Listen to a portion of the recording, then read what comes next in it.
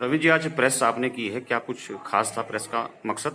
देखिए, बेरोजगारों से जुड़ा हुआ इशू है और प्रचंड बहुमत की सरकार माननीय मुख्यमंत्री त्रिवेंद्र सिंह रावत जी कैसे बेरोजगारों के साथ असंवेदनशील, अगंभीर और इस तरह का व्यवहार कर रहे हैं। विषय यह है कि सहायक अध्यापक यानी एलटी शिक्षकों की 1450 के लगभग भर्ती होनी है, जिसका विज्ञापन अक्टूबर 2020 में निकला था।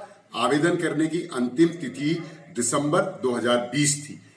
इसके लिए जो पात्रता है वो सीटेट है, जो उसका हमारे पास प्रमाण पत्र होना चाहिए कि हम सीटेट क्लियर कर चुके हैं, बीएड क्लियर कर चुके हैं, ये प्रमाण पत्र होना चाहिए।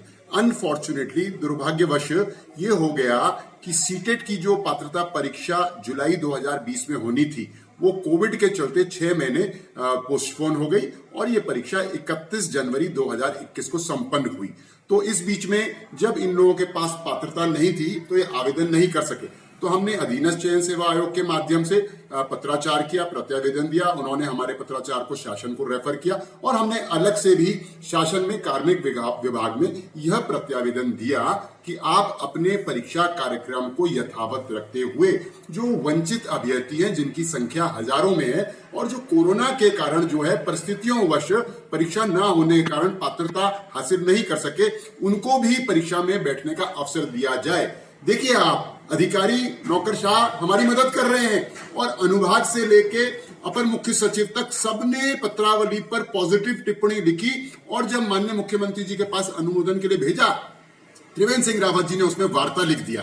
कोई दिक्कत नहीं है। जब वार्ता हुई तो त्रिवेंद्र सिंह रावत जी ने उस पर कुछ नहीं बोला, उसको ठंडे बस्ते में डाल दिया, यानी कि नेगेटिव एटीट्यूड रखा।